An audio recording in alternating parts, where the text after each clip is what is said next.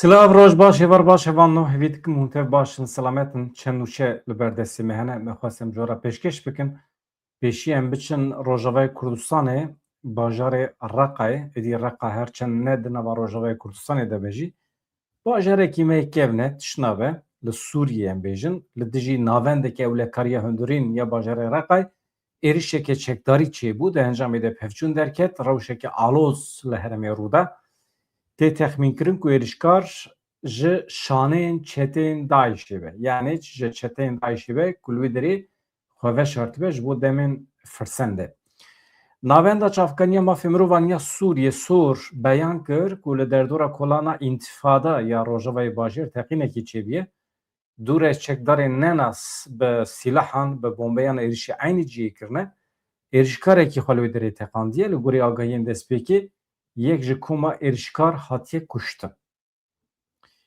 Vê saziyê beyan kir ku piştî êrişî li derdora wî ew cihê ku lê teqîn çêbûye hêzên ewlehiyê li wê derê hatin bicihîkirin aliyên taybet dest bi lêpirsîna hûrgiliyan kirine wekî din destnîşankirina aliyê berpirsiyar yani kîne yên êrişkirine kesekî heft kesin deh kesin sed kesin ew ê werin lêkolînkirin lê heta niha di derbarê zirarên maddî canî de daxuyaniyekî wisa zelal tune ye lê nakokiyên di navbera Hetêşê Rêveberiya îro ya Şamê û Daişê de hene nakokî hene yani heta sonda Daişê jî heye ew ê Şamê ji wan re nehêlin. Vana çend her çend beriyan ha girêdayî hev bin jî aniha bi qasî ku qet nebe wisa xuya dike bermayiyên Daişê çûn ketin nava Hetêşê li Şamê bicihî bûn lê wanê ku jalî îdeolojîk ve jalî olî ve ne bi wan re ne aniha xwe bi rêk û pêk dikin firsen bibînin êrişê wan bikin. Rewşekî bi vîya wê heye yani hemî Sûniyên li rojhilata navîn wekî hev nafikirin ne weke Şiiyan e. Tabî di navbera Şiiyan de jî wisa nüansekî fikrî heye lê rêxistinên Sûniyan zêdetir xwedî nakokin di nava xwe de. Hevan do pêşmergeyekî şehîd bû ji çiyê ket jiyana xwe ji dest da. Li îdareya serbixwe ya Soranê li çiya Rolê pêşmergeyekî ji çiyê ket jiyana xwe ji dest da. Berdevkê saziya parastina sivîlan ya Soranê beyan kir ku ew ji bûyerekê li çiya Rolê yê li aliyê dergelê hatine agahdar kirin. Pêşmergeyê bi navê Bayîz Abdullah li wê derê li ser wezîfa xwe bîye ji çiyê ketiye sebebî wî nayê zanîn şehîd bûye.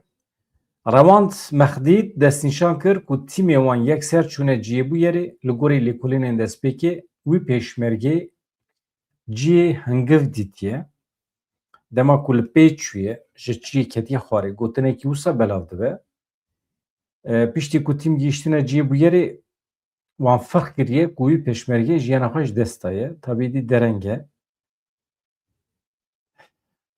Niha tîmên ku çûne herêmê hewl didin cenaze bar dikim anîne jî. Rewş bi vîya we ye hevano xwezaya Kurdistanê hinek xeter e zinarî ye kendal e. Niha ev tom barek çima tê başûrê Kurdistanê hevano heya we jî heye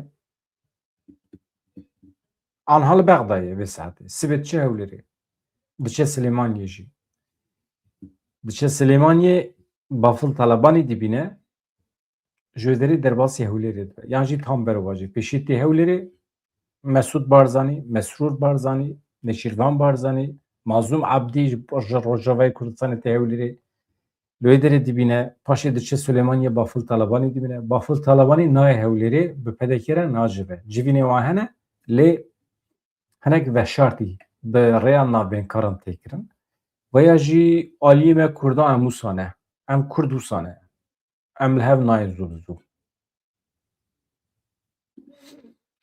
em çima li hev werin ma çikê me nava hev de em çima li hev werin ji ber vê nakokiyê me zêde ne hêzên xêrnexwaz dagirkerên me jî va nakokiyê me li hember me bi kar tînin ev şande taybet berpirsêrê taybet ê Serokê Amerîkayê Donald Trump ji bo karûbarên rojhilata navîn Tom Barak bi taybetî ji Sûriye û ji Iraqê berpirsêr e. Îro di çarçobeya serdanekî fermî de gihîşt Bexdayê. Tom Barak bi gihîştina xwe re li ser medya dijîtalê X'ê ragihand ku ji bo pêşkêşkirina piştgiriya Serokê Amerîkayê Donald Trump ji bo hikûmeta nû ya Iraqê piştgiriya xwe pêşkêş kiriye ew di vê çarçovê de diçe Bexdayê. Yani digel Serokwezîrê Iraqê Elî Zeyid jî ew ê bicive. Li gorî agahiyan Tom Barak wê nameyekî taybet ya Donald Trump radestê Zeyidî bike tê de daxwazekî zelal heye. Çi dibêje? Lazim e heta dawiya sala 2026 hemû komên çekdar yên li Iraqê werin kontrol kirin, çek ji destê wan were girtin. Mijara bi dawîkirina bandora Îranê li ser biryarên siyasî û leşkerî yên Iraqê çend mijarên girîng yên aborî wê bên nîqaş kirin. Sê tişt hene. Meseleyên ekonomîk aborî, tamam. Ew jî kirina petrol û firotina petrolê ye tişmiştê wisa. Ya din bêçekirina hemû rêxistinên nêzê Îranê ya din jî kêmkirina bandora siyasî ya Îranê li ser Iraqê. Şu heta niha têbîra we par meşxwet pirsî. Me digot yaw li Iraqê rewşekî pir taybet heye. Çawa mümkün e hem tesîra Îranê heye li ser Iraqê, li ser siyaseta Iraqê û hem jî Amerîka heye. Yani baya bi vî şeklî nameşe yani. Yani ne rast e yani nakokiyekî heye. Li Iraqê hem Şiî hene hem Sünnî hene. Şiî temamî girêda Îranê ne hemî bin jî qismekî girîngê Şiîyan dibin tesîra Îranê de ne. Qismekî Sünniyan jî ji ber menfaetên aborî ya jî ji bo bi destxistina dengên Şiîyan. Tesîra Amerîka jî heye ji ber ku Amerîka hemîya bixwe girêda ye. Wana dikire, difroşe, bikartîne. Yani wekî heteşê bifikrin. Yani heteşe ji aliyê îdeolojîk ve ji aliyê exlaqî ve wekî Amerîkayê difikre. Tu eleqa wan bi Amerîkayê na. Tenê xwe didin firotin, xwe didin kirîn, malzeme ne di destê hêzên biyanî de. Amerîka wan dikire. Hêzên Iraqê jî wisa ne. Ji niha Tom Barak mesela ya Bexdayê ev e lê çima diçe Hewlêrê. Niha piştî hevdîtinên li Bexdayê hatiye plankirin ku Tom Barak sibê biçe serdana Hewlêrê. Bi hemû serokên pedekî yenekî ê Herêma Kurdistanê re ew ê bicive. Li Hewlêrê ew her wiha bi fermandarê giştî Qesedê Mazlûm Ebdî re jî bicive. Mazlûm Ebdî aniha li wê derê yani ew ê sibê biçe em nizanin lê ew ê biçe, ew ê bibîne. Niha mijar çi ne yani? Yani rewşa Sûriyê jî bi vêya wê naçe. Ne perwerdeyiya me serbest e, ne jî tu pergalekî me ê 14 salan maye li wê derê. Ê maye jî ne qanûnî ye. Tiştek ku aniha de facto li Herêma Rojavayê Kurdistanê di pratîkê de pêk tê, perwerdeyî jî di nav de. Mesela perwerdeyiya li Rojavayê Kurdistanê aniha di asta mekteba seretayî de ye, yani îlkokul. Ew jî ne resmî ye. Li gorî xwe em perwerdeyî çê dikin çünkü pergala Şamê ne amade ye. Mamosteyên Şamê ne amade ne. Mamosteyên Ereba nikare bişîne. Pergalekî perwerdeyî nikar çê nekiriye heye. Ji ber vê yekê ji ber vê firsendê em ji xwe re perwerdeyiya xwe dibînin. Ew jî we em kevin tatilê.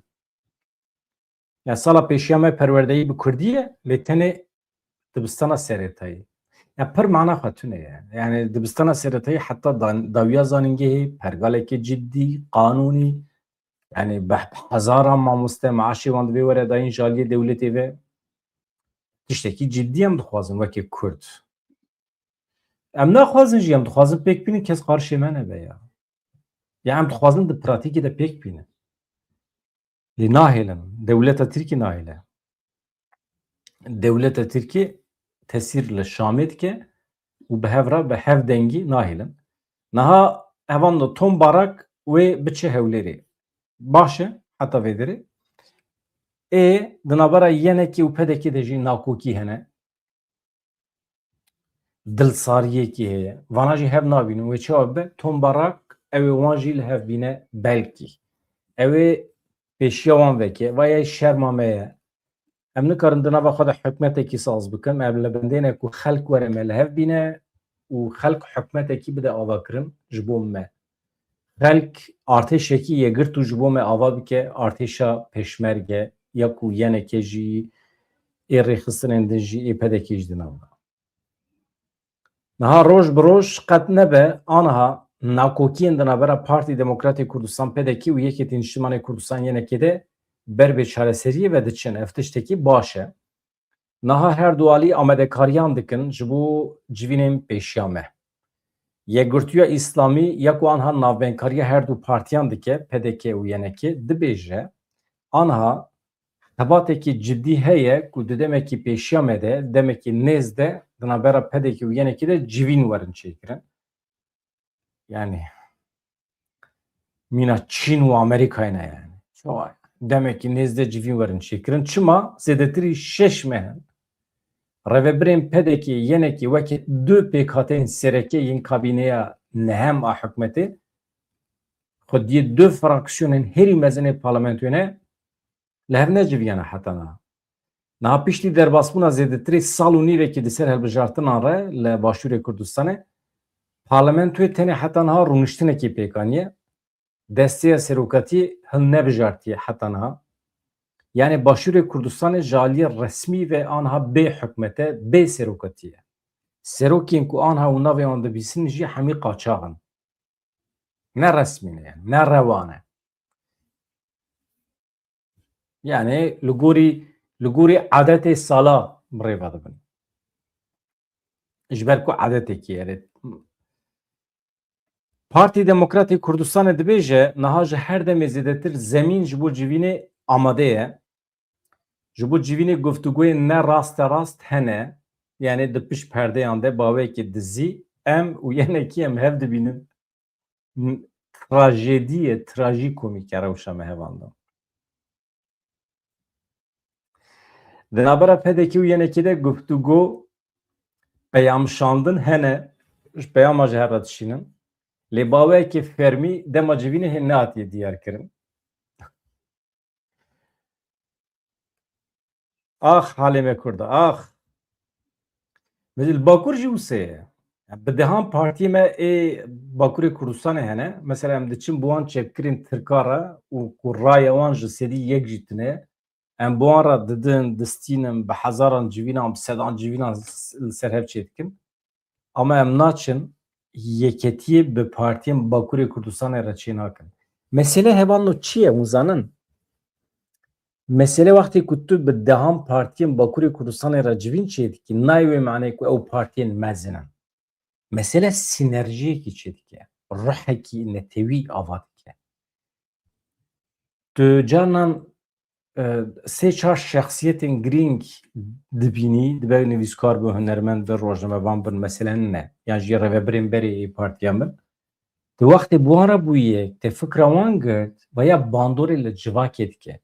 Bandorê li hilbijêrên te jî alîgirên te jî dike. Alîgirên te jî ji te hêz û quwet dikin.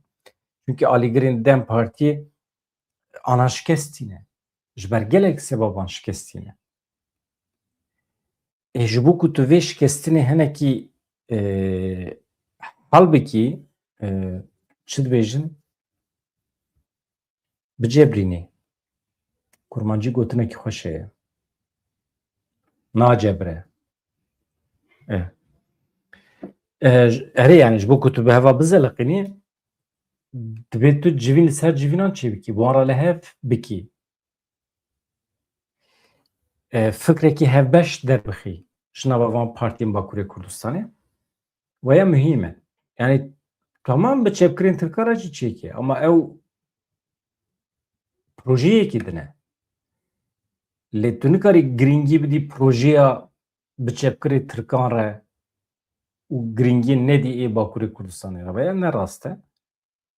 Niha hevan ev nûnerê taybet ê Donald Trump, Tom Barak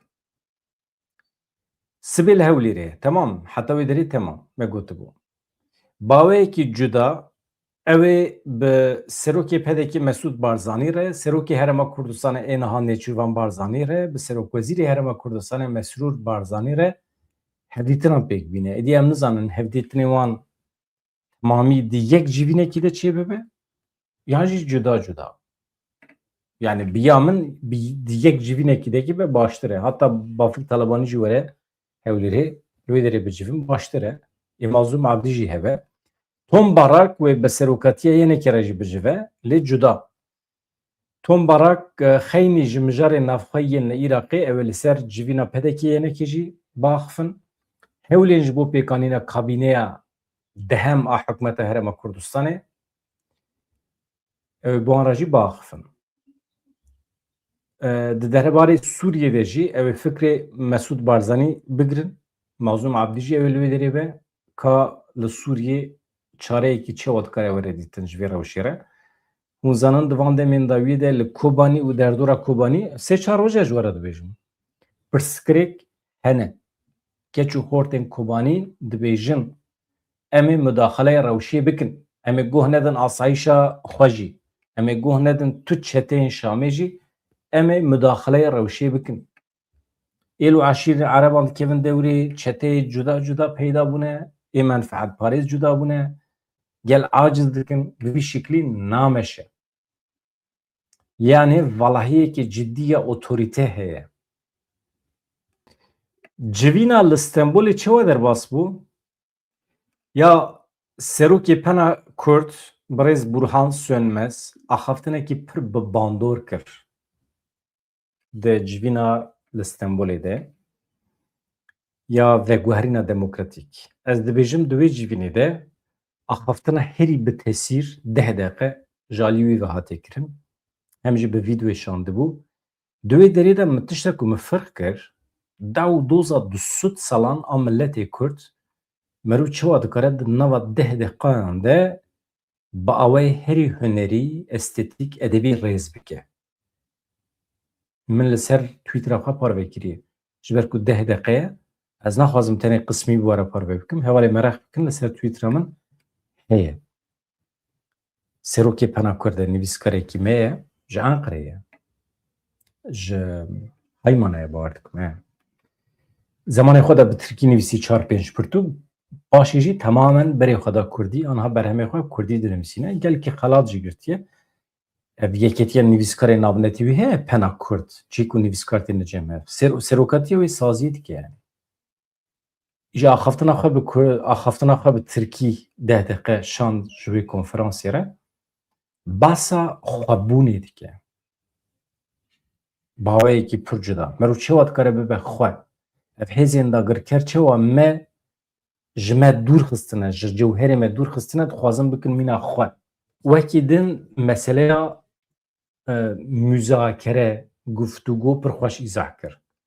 Mesela dibe li cem Kurdan, ez ê wana basa encamnamê bikim ji ber vê min xwest hêzênek bes bikim. Mesela dibe cem Kurdan gotina danûstandin heye. Pêşî dayîn heye, paşê stendin heye. Danûstandin. Halbuki dibe Tirkî de alış-veriş heye. Yani tu pêşî digirî, paşê veriş heye. Paşê dayîn heye. Yani girtin û dayîn heye. Stendin û dayîn. Tirkî tam berova jî ye. Dewlet pêşî digire, paşê jî êdî nade. Çünkü sextekar e. Xwest wisa bêje. Ama ême Kurda sebebê ku me wenda kiriye, di zimanê me de jî veşartiye. Gotinê xwe jî em dibêjin danû stendin. Pêşî didî, bawerî pêtînî, paşê jî êdî xelkê daye daye. Ne daye çû. Wisa jî bû. Xweş îzah kiribû mala wî ava. Min şîrove kir li ser Twîtera xwe. Hevanno, ka encamname çi ye? Ev konferans çima çêbû? Merûv çawa dikare Tirkiye demokratîk bike? Demokratîkkirina Tirkiye çima maye ser me Kurda? Ew qasa tên pesnê xwe didin, berradê xwe didin, dibêje em milletekî wisane ne mutû Türküm diyene, nizanim xwezî li wî ê dibêje ez Tirkim, xwe bi dunyayê nadin, Tirkekî berdêla dunyayê ye. Yani ew qas milletekî bi xwe bawer, qurre, serxwe binxwe. Çawa hûn bawer dikin ku rê bide me ku em wana demokratîk bikin? Em bi kîja malzemeyê van cîranên xwe demokratîk dikin û kedî dikin? malzeme de desteme de hebiya peşi me xwe demokratik dikir. Yani eme nizanim vallahi min bixwe di nava Kurdan de heta niha binêrin 35 salê min derbas bû di nava têkoşîna Kurdan de li tu perçeyekî Kurdistanê ez rastê demokrasiyekî nehatime. Li tu saziyekî me sibê hetayê were behsa demokrasiyê dikin ama demokrasî tune ha hûn ê bibêjin ji ber şertên şer e. Dedik me şertên şer jî dît, me şertên derve şer jî dît. Me saziyên tamamen sivîl saziya ragihandinê jî dît. Yani merû wextê ku xwe îfade dike herkes dircirife ka ew ê çi bibêje ya çi dibêje ew ê çi bibêje yani. Ew pir bibêje heqê Kurdan û ew bibêje demokrasî nizam çi yani civînekî de wextê ku merû radibe tiştekî dibêje tu mizê dike revebir dircirifin dibêje ka ew ê tiştekî alternatîf bibêje tiştekî cuda bibêje. Çi dibe tiştekî cuda bibêje çi dibe. Mîvanekî xerîb nayînin mesela di saziyên me yê ragihandinê de xwe îfade bike. Ya bînî çi dibe bînê ew ê çi bibêje. Pir bibêje siyaseta nizam kî şaş e. Ê bila bêje. Yekê din jî bîne bêje siyaseta min rast e. Ma çi dibe. Ha mesela kanala me li vê derê ye YouTube'e ne? Me sed carî gotiye. Ya rojê 10,000 15,000 insan me temaşe dikin ne? Ya hûn zanin hûn xwe temaşe dikin. Ya imkanekî ew qasa li ber ningê we ye. Rojê 15,000 20,000 insan amade ne ji bo tu xîtebê wan bikî. Semînerekî berfireh bifikirin. Hûn çima bikar nayînin vê firsendê? Hûn çima nayên nabin mîvan paradigmaya xwe, siyaseta xwe, pêvajûyê ji xelkê re îzah nakin? Çi ditirsin? Hûn ji pirsên xelkê ditirsin? Eyb e yani. Na wellahî eyb e. Yani îjab nake mirov bitirse. Dew doza Kurdan meseleyekî ew qas ne giran e. Heqê milletekî ye. Heqê milletekî yani ji bo mirov zanibe îjab nake mirov süper baqil be, süper polîtîk be. İcab nake yani heqeten pir hêsan e dewa me. Dewekî pir hêsan e. Ya îjab nake mirov fîlozof be, îjab nake mirov pir zana be ji bo mirov firq bike ku dewleta Tirkiye ji bo têkbirina Kurdan ev pêvajo daye dest pê kirin. Armanca dewleta Tirkiye ew e. Di vê pêvajoyê de hemî destkeftên Kurdan ji wan bigirin, Rojavayê Kurdistanê têk bibin, Rojhilatê Kurdistanê li Îranê têk bibin, Bakurê Kurdistanê jî qira Kurdan bînin hemî asîmîle bikin Tirk. Veya armanca revebirên dewleta Tirkiyeyê. Em hemfikirin, em hemfikirin. Kî dikare îtiraz bike ji vê yekê re? Kî dikare ji min îqna bike ku bibêje Tayyip Erdogan û Devlet Bahçeli dixwazin Tirkiye demokratîk bikin, dixwazin Kurd di nava vê demokrasiya Tirkiyeyê de bibin xwedî heqê xwe netewî. Kî dikare me îqna bike? 24 sal rabordiya van insanan heye. Muameleya ku li Kurdan kirine tiştê anîne serê Kurdan li ortaya. Ha. Di vê pêvajoyê de niyeta wan ew e. Em çi dikin wekî Kurd? Em jî hewl didin ji vê tirsa wan, ji vê panîka wan em jî ji xwe re menfeetekî bi dest bixin. Ya tiştek ku Rêzdar Öcalan li gorî min dike em çawa dikarin ji vê tirs û panîka wan wekê Kurd em jê fayde bibînin, jê sûd werbigirin. Çünkü tirsekî wan heye, rojhilata navîn ber bê guherînê ve diçe, ketine panîkê. Em vê panîka wan em hinekî bikartînin. Di çavê wan de em xwe meşrû dikin. Elbet em meşrû ne, em rewan e jî. Vê dunyayê de tu dawekî bixwasî dawa Kurd û Kurdistanê meşrû û reva tune. Em mafdarin. Niyeta revebirên dewleta Tirkiye çi dibe bila bibe a muhîm niyeta me ye. Ez ji niyeta me Kurdan nakevim şüphê. Her Kurdekî bi taybetî yên ku 45 salê xwe dane li serê çiyê mane ya bila 4 salê xwe dabe ne meselê. Ez ji niyeta wan nakevim şüphê. Ew dixwazin ji vê tirs û panîka ku Tirkiye ketiye navê faydeyekî menfeetekî ji bo Kurdan bi dest bikin. Navê vê pêvajo ye. Sabrî Ok îro derketiye dibêje pêvajo nexetimiye. Astengî hene, dewleta Tirkiye gavan navêje, astengî hene lê xetimandin tune ye. Ha, tiştî zane dibêje. Yek ji revebirên pêvajoyê ye. Wê demê em bêhêlin. Vê derê gil û gazinca me çi ye? Em dibêjin em weke millet, em weke endamên vê çapemeniyê em çima nehaye darin. Wî rê rojnamevanekî Tirk derketiye dibe bi qasî ku me agahî girtiye li İmraliyê ev hatiye axaftin bi heyeta İmraliyê. Ya me heyeta İmraliyê çima dernakeve nabêje. Tu çima dibêjî? Medya me, malperên me, medya me jî cih didin axaftina vî camêrî. Camêrekî Türkiye Kurd nizanim yani ez mêrik nas nakim yani navî jî mesele ne navî wî. Em weke çapemeniya Kurd meseleyekî ew qasa girîng hevdîtinê li İmraliyê em çima diçin ji xelkê fêr dibin û em axaftinên xelkê çima ji xwe re weke referans digirin û di medya xwe de bijî dikin. Vay ez fehm nakim. Rêvebirekî koordînasyonekî vê pêvajê tune ye ya. Koordinatöreki Aliyê Kurdan tune ye mesela vê pêvajê bi rêve bibe. Berdevkekî tune ye heqetin. Derkeve bibêje ya vê heftê pêvajo ew qas pêş ket. Vê heftê pêvajo ew qas şûn veket. Hitimandin li vê derê ye. Koordinasyonekî ya, komîteyekî ya. Tiştekî pir mezin e. Na. Em nizanin. Dewleta Tirkiye rê nade. Çi dewleta Tirkiye wextê rê nede wê demê çima wan ra domînî. Ya acayip rewşekî ha.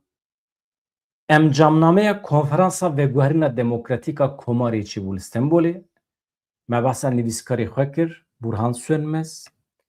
Paşê jî me got çima ew kar ketiye ser milê me Kurda ku em terin xelkê demokratîk dikin, cînarê xwe demokratîk dikin. Kavaya cînarê me ji me re dibêjin entegrê me bibin. Niha ew ne demokratîk e. Mesela nakokî heye di pêvajoyê de. Cîranê me ne demokratîk. Dewleta Tirkiye ne demokratîk. Em hemfikirin erê. Madem ki atmosferekî ne demokratîk heye em çima diçin entegrê wê atmosferê dibin? Madem ki em ji demokrasî fehm dikin ku ew qasa li cê me tijî ye bila ew werin entegrê demokratîk bûna Kurdan bibin? Nayên. Vê derê de nakokî heye vana. Firî Demirtaş. Hêvî dikim Selahattin Demirtaş derkeve. Heqetin cî wî xuya dike ya. Cî wî xuya dike. Anha kurmanciya wî jî heye, ew ê derkeve.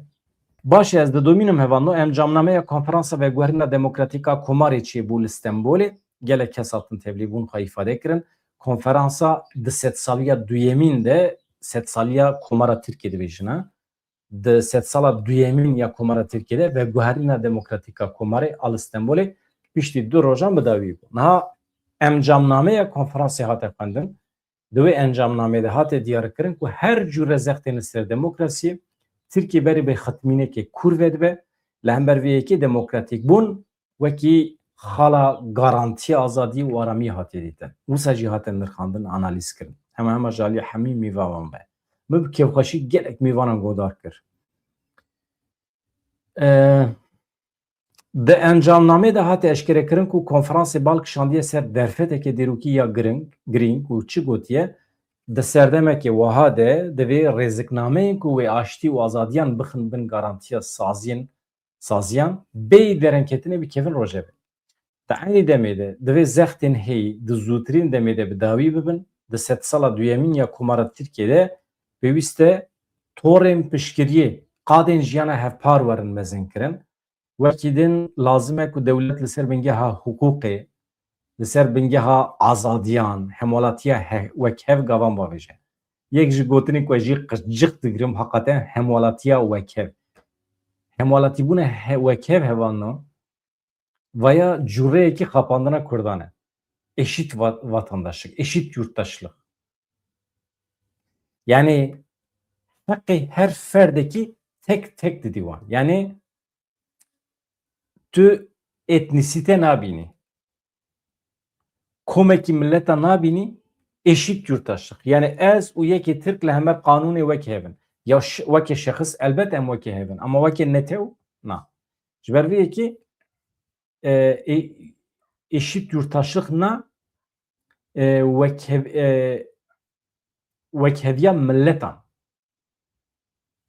halklar eşitliği eğer çebibe de Cumhuriyeti de ew mühime.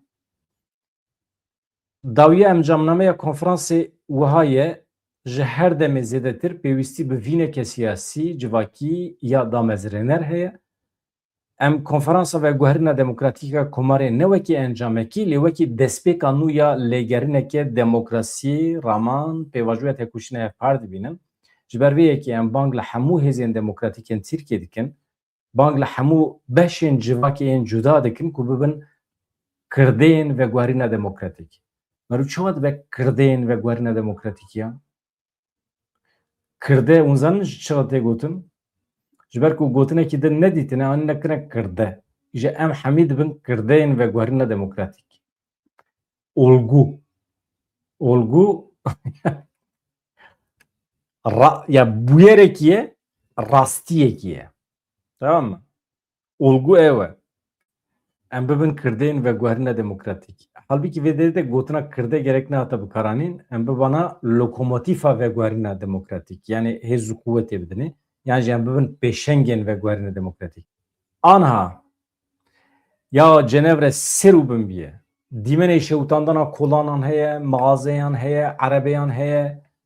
Yani Cenevre sêr û binkirin. Sebep çi ye? Civîna welatên geh heftan li gundekî Fransa ê nêzê Cenevre çêbiye. Ji ber vê yekê çi qas anarşîstên dünyayê hene, çi qas çepkirên dünyayê hene hatine Cenevre li hev kombûne. Tabii yê Swîsrê jî hatin tevlî bûn. Tiştek ku bala min kişand ez îro çûm nava bajarê Cenevre'de geriyan. Me çi dît? Me dît ku li ser wan darên ku caman digirin bahsa doza Filîstînê tê kirin. Gelo bi zanebûn tê kirin. Mesela bahsa mafê Filîstîniyan tê kirin ser wan caman dinivîsînin bi boyaxên reş û sor û felan bêvan. Cama dişkînin, ereba dişewtînin û sloganên li dijî İsraîl tên avêtin. Çima çalakiya li dijî welatên geh heftan de bi taybetî doza Filîstînê tê ziman û dijberiya İsraîlê dikin. Yani min pir mane nedaye. Çünkü bi hilweşandina wan xaniyan, bi şewtandina wan erebeyan, bi şkenandina camên esnafekî, marketekî, tu dewa Filîstînê çawa dikarî meşrû bikî û bînê rojevê? Kriminalîze dikî. Zemanekî me Kurdan jî wisa kir, me xwe kriminalîze kir. Me xwe xist lîsta terorîstan li welatê Ewropayê. Yani bi vî şeklî tu dikarî xwe bikî problem dayînî ser masê, rast e, lê bi vî şeklî na. Veya lawazî ye. Tê wê manî ku aliyê tê ilmî wekî millet aliyê tê ilmî tune ye, nivîskarekî te xelatekî nikare bigire, hunermendê te tune ne, dengê wan nikare derbikeve. Tê wê manî ku dîplomasiya te sıfır e, tu nikarî çar gotina ji însanekî re bibêjî. Tê wê manî ku hêza te ya eskerî jî tune tu dijmin ji welatê xwe bikî der. Çi dibe û tenê diqêrê û însanên xelkî aciz dikî. Veya têrê nake hevanda. Yani veya lawazî ye. Niha serokên welatên geh heftan Amerika, Kanada, Japonya, Fransa, İtalya, Britanya, Almanya heye. İro li gundekî Fransayê tam nêzê Cenevre'ye hema wisa ne 10 kilometre nêze Evian, wê derê civiyan e. Civîn heta hevdê hezîranê didome, yani sibê ne du sibê xilas dibe.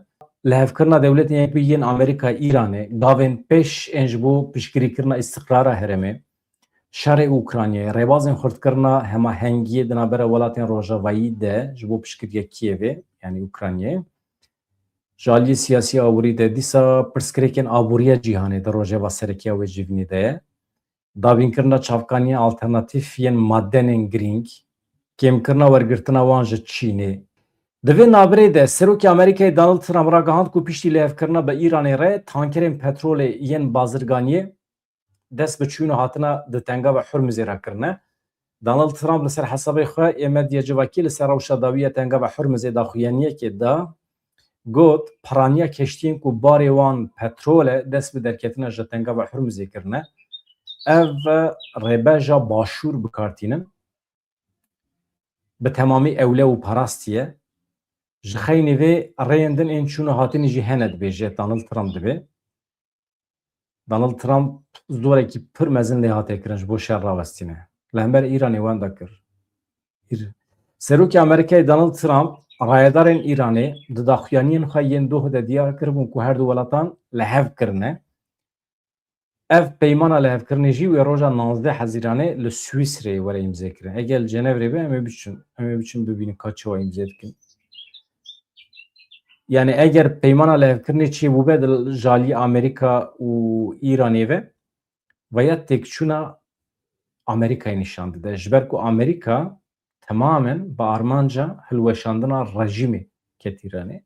Lê bi ser neket jalî aborî ve wextê ku welatên kenda vê hemala hevalbendên Amerîka wextê zirarên ciddî dîtin zexta bi dawîkirina şer kirin. Welatên Yeketî Ewropayê jî peymana di navbera Amerîka û Îranê de silav kirin. Gotin heta dawî em ê piştgiriyê bidinê. Ji ber ku ev şerê ku çêbû zirar da me Ewropiyan jî rast dibêjin. Ji ber vê çiqa ji destê me tê em ê destek bikin. Girtiyekî ji ber îşkenceyê jiyana xwe ji dest da dewleta Îranê cezayê darvekirinê li du girtiyan birî her wiha ji ber îşkenceyê girtiyekê jiyana xwe ji dest da. Tora mafê mirovan bi ji bo girtiyan banga alîkariya lezgîn kir li temamê cîhanê. Rêxistina afiya navdewletî jî bang li rayedarên Îranê kir ku cezayên darvekirinê li dijî girtiyên siyasî rawestîn. Ne li dijî girtiyê siyasî tenê jî li hemer her kesî cezayê darvekirinê îdam dibe ji holê rabe. Yani nabe bi vî şeklê.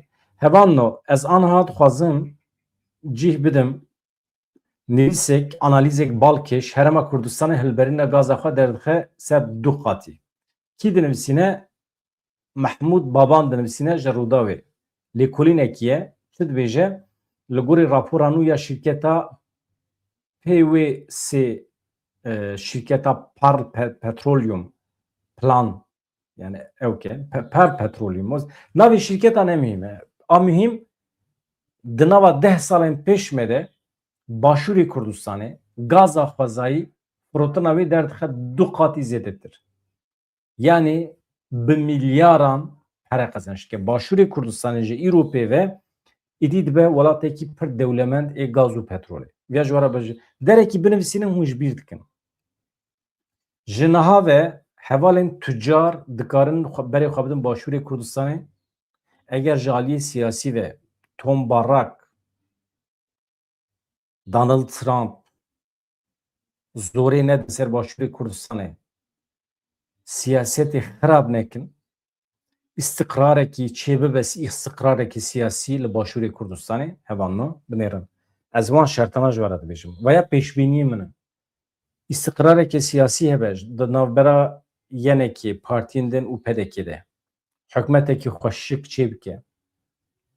Pêşmergeyên xwe bikin yek Tom Barrak û Donald Trump jî daxilê nava karê navxweyî ê başûr nebin. Di 10 salên pêş me de Başûrê me Başûrê Kurdistanê pir dewlemend dibe. Ji niha ve karsazê me dikarin berê xwe bidin wê derê biçin fabrîxe vekin, dikanan vekin, marketan vekin, karê înşaatê bikin, otêlan vekin. Ji ber ku wê derê dibe çavkaniya turîstan jî. Wê pir însan û herin û werin. Sirf hemalatiyên me ê Bakurê Kurdistanê wê Başûrê Kurdistanê ji bo turîzmê biçin wê derê jî dewlemendiyekî pir mezin e. Aniha şer jî bisekine navbera me Kurda û dewleta Tirkiyeyê Başûrê Kurdistanê difire. û ez ana sebebê wî jî were bêjim Başûrê Kurdistanê dewlemend dibe hevanno. Li gorî rapora nû ya şîrketa PwC şîrketa Pearl Petroleum plan dike ku li Herêma Kurdistanê di navbera salên 2026 yani îsal û 2035 de bi qasî 10 milyar dolarê Amerîkî veberhênanê bike. Yani îxracata ber bi derve bike, hilberîna petrolê bike. Ev jî gotinekê nû ye. Veberhênan yani îxrac, export. Baş e? Veberhênan. Ew jî gotinekî pir nekevne yani. Ev çêkiriye. Armanca şîrketê ew e ku hilberîna gaza xwezayî 2 qat zêde bike. şirket dixwaze hilberînê ji 705 milyon metre sêca rojane ya derxe 1605 milyon metre secayê. Yani 705 derbasî 1605 dibe. Yani du qatî wî zêdetir. Rapora ku ji aliyê vê şirketê ve hatiye amadekirin, bandora veberhênana şirketê a li Herêma Kurdistanê analiz dike. Mesela bandora vê projeya nû li ser Başûrê Kurdistanê çi ye? Li gorî raporê plana berfirehkirinê ya 10 salî ya projeya gaza Kurdistanê wekî motora sereke ya aboriyê kar dike. Lokomotîfa aboriyê. Ev proje wê di nava 10 salên pêşiya me de bi qasî 420 milyar dolaran beşdarî bike li hilberîna navxweyî ya safî. 420 milyar dolar di nava 10 salan de wê bikeve Başûrê Kurdistanê.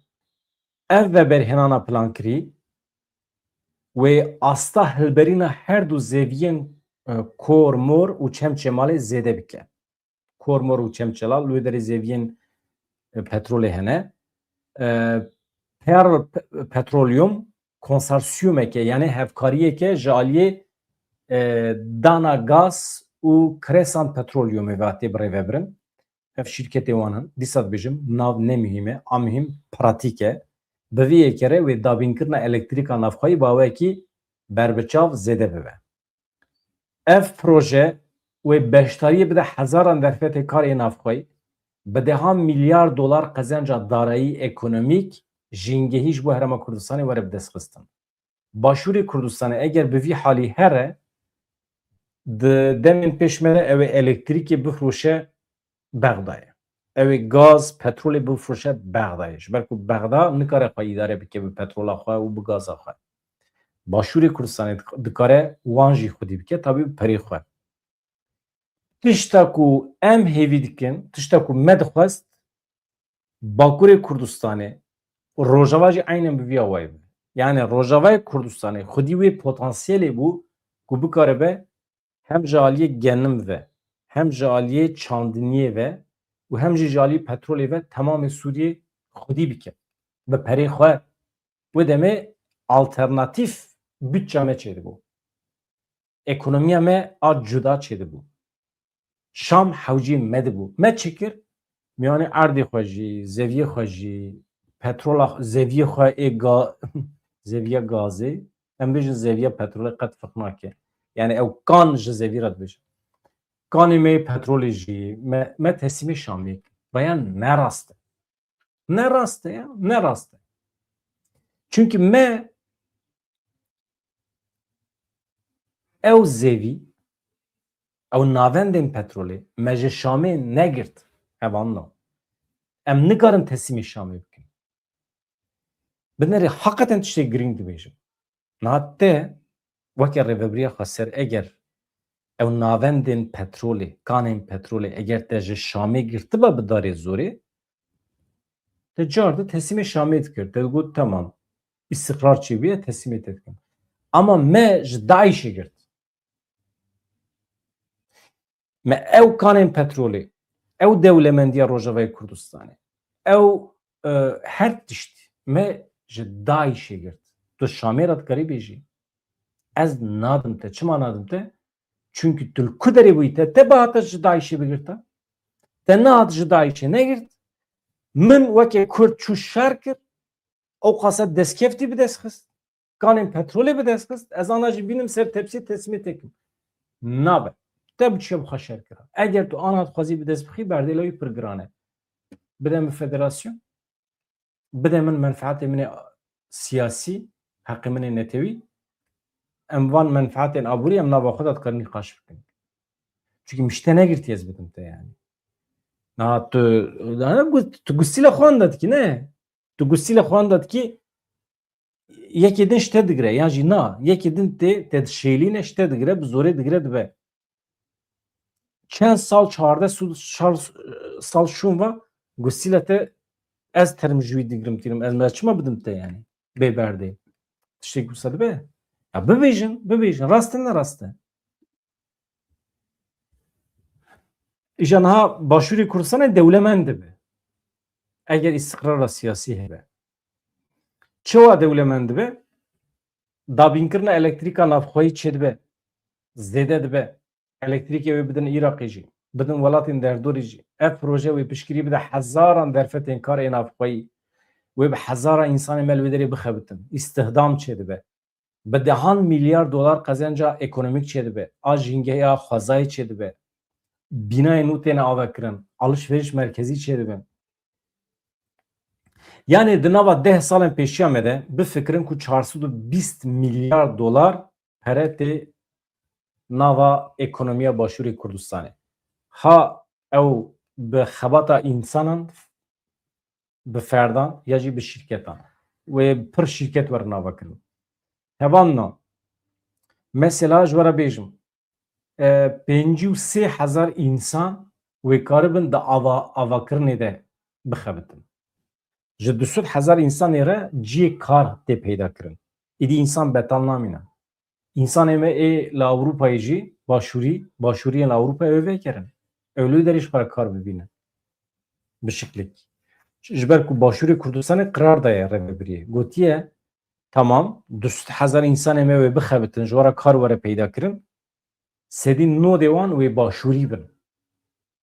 Sedî dehê wan ew ê li derva bin. Belkî Bangladeşî bin, Hindistanî bin, Pakistanî bin. İnsanê me Bakurî belkî biçin bixebitin. Yani ez şû nava dabim eger hûn tucarin, hûn ji niha ve dikarin li Başûrê Kurdistanê ciyê xwe çê bikin. Ji niha ve dest bi telefona bikin. Kaka can min tê me Başûrê Kurdistan ez ê jî demekî kin de biçim Başûrê Kurdistanê. Gavadim ji we re çi got? Min got Kurd zayıf bûn, lawaz bûn. Wextê ku tu di edebiyatê de, di hunerê de kêm bî, tu cam û pencerê xelkê dişkînînî ji bo daw û doza xwe bidî naskirin. Lê wextê ku dîplomasiya te xurt be, wextê ku tu di dunyayê de bikarî bi dengê xwe bigînî her kesî, êdî pêdivî namîne tu camê xelkî bişkînî. Mesela çawa? Mesela weke jina Kurd Doktor Ronay Bakan du xelatên akademîk wergirtine. Mesela Burhan Sönmez Serokê Pena Kurd, anabiye Serokê Pena Kurd, eger di civînekê navnetewî de çawa ku me behs kir a haftinekê li ser daw doza Kurd bike, berdê lê 1000 meşûm mîtîngan e. Em dawa xwe baştir bi estêtîk, bi zimanekî edebî, hunerî em dikarin bigînin xelkê. Îja ev nivîskara Kurd Ronay Bakan du xelatê xwe wergirtine li ser xêrê be. Ji bo teza xwe ya doktorayê ya li ser polîtîkayên guhertina demografîk li Bakurê Kurdistanê bi karanîna erd û mîrata çandî li dijî nasnameya Kurd du xelat wergirtine. Xelat ji hêla Komeleya Zanistên Siyasî ya Amerîkî APSA ve hatiye dayîn.